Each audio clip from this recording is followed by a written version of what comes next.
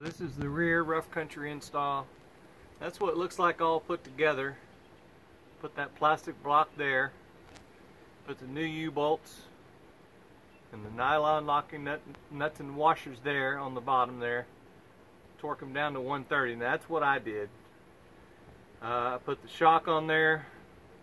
As you can see, the shock doesn't have a protective cover on the top. It's just an open piston there. This is what it looks like right before you put that little doodad in there, that little plastic block. And as you can see, it's got a little bit of a spring load on there.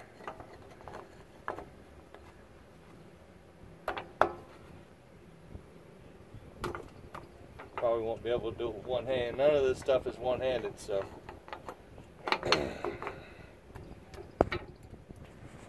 Whoops, sorry about that.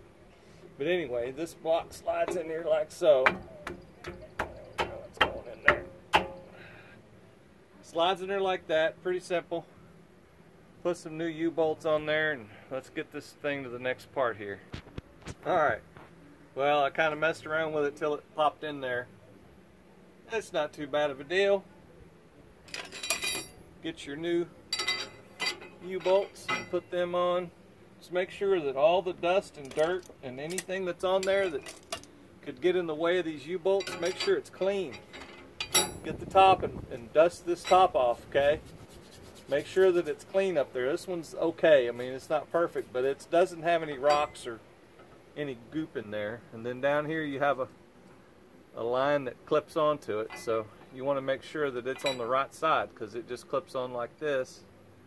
These little clips, I'm not going to put them on until I get it bolted. But just make sure those tops are clear, because this one's been out in the mud. See, it's got all kinds of junk up there. Clean all that junk off. Set those on there. You got your bracket that goes on there. Just make sure it doesn't have a bunch of goop in there to get all in your brand new threads.